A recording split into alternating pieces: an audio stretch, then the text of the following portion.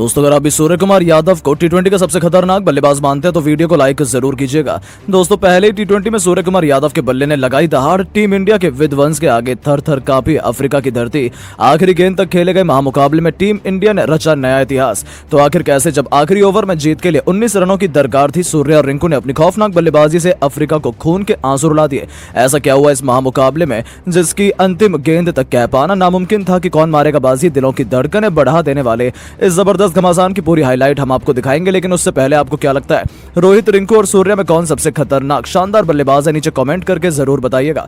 दोस्तों one day world cup के बाद विश्व चैंपियन ऑस्ट्रेलिया से तो टीम इंडिया ने बड़ी ही बेरहमी से बदला लिया 4-1 से। हमने उन्हें अपनी ही सरजमी पर बुरी तरीके से हराकर बता दिया कि दुनिया की नंबर 1 टीम कौन है। तो इसके बाद अब कारवा बढ़ चला है 2024 की ओर, जहां टी20 वर्ल्ड कप के सफर पर चल पड़ी टीम इंडिया के सामने। जब अफ्रीका की धरती पर पहले टी20 मुकाबले में अफ्रीका की टीम आई, तब एक ऐसा घमासान हुआ जिसने पूरे क्रिकेट जगत को हिलाकर रख दिया। इस मुकाबले में जब सिक्का उछाला तो किस्मत चमकी कप्तान सूर्य की। उन्होंने टॉस जीतकर मेजबानों को पहले बल्लेबाजी करने का न्योता दिया था। अफ्रीका के बल्लेबाजों को लगा था कि वो अपने खौफनाक बल्लेबाजी से कोहराम मचा सकते हैं, हालांकि भारतीय गेंदबाजों से पार पाना इतना आसान नहीं था।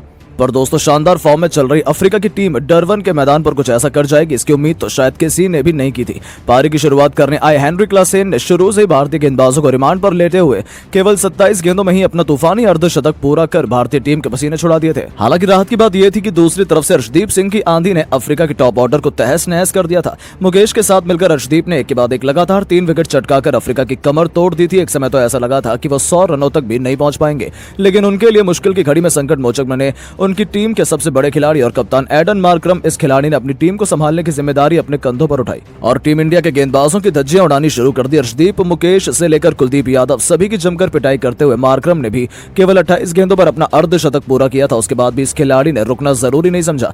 दूसरी तरफ से उन्हें किसी का साथ नहीं मिला, लेकिन अंत तक नाबाद रहते हुए उन्होंने 48 गेंदों पर 73 रनों की तूफानी पारी खेली, जिसमें 7 खौफनाक छक्के शुमार थे। इसके दम पर उन्होंने अफ्रीका की पारी को 20 ओवरों में 201 रनों तक पहुंचा दिया था। जी हां दोस्तों, मुकाबले में बहुत आगे लग रही टीम इंडिया अचानक से पिछड़ चुकी थी। भारत के लिए सर्वाधिक विकेट अर्शदीप ने हासिल किए। उन्होंने 3 बल्लेबाजों का शिकार किया। अब भारतीय टीम के स्टार बल्लेबाजों पर इस लक्ष्य को जल्द से जल्द हासिल कर अपनी टीम को जीत दिलाने की अहम जिम्मेदारी थी। इन इरादों को सच करने के लिए रनों की ताबड़तोड़ बरसात करने शुभमन गिल के साथ यशस्वी जायसवाल की जोड़ी मैदान में उतरी। ये दोनों कमाल के फॉर्म में चल रहे थे और पहले ओवर से ही इन्होंने इसका नजारा कोई सी दुनिया को दिखाना शुरू कर दिया।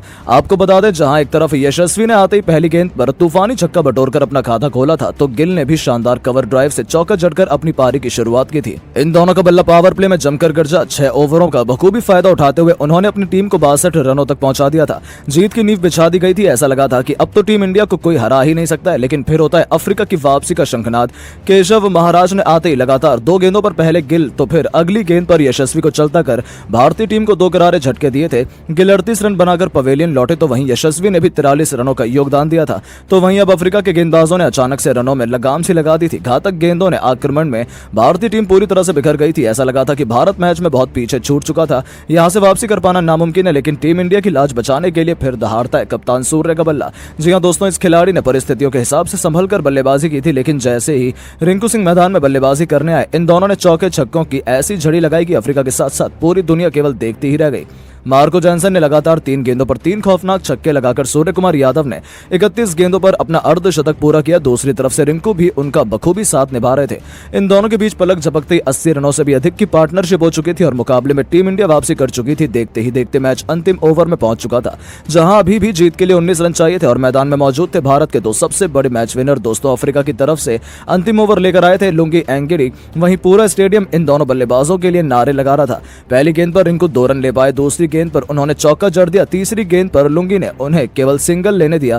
पहली 3 गेंदों पर 7 रन बन चुके थे। अब अंतिम 3 गेंदों पर जीत के लिए 12 रनों की दरकार थी। अब स्ट्राइक पर थे दुनिया के नंबर 1 टी20 बल्लेबाज सूर्य। भारतीय टीम को तो अपनी जीत नजर आ रही थी, तो वहीं पूरा स्टेडियम उनके नारों से गूंज रहा था। दोस्तों सूर्य की आंखों में अंगार थे, गेंदबाज का भी हौसला बुलंद था। उन्होंने एक जबरदस्त यॉर्कर डाली, लेकिन सूर्य तो शेर पर सवा शेर है। उन्होंने अपने घुटने टेक कर विकेट के पीछे इतना शानदार शॉट लगाया कि गेंद तारा मंडल में छूमंतर सी हो गई।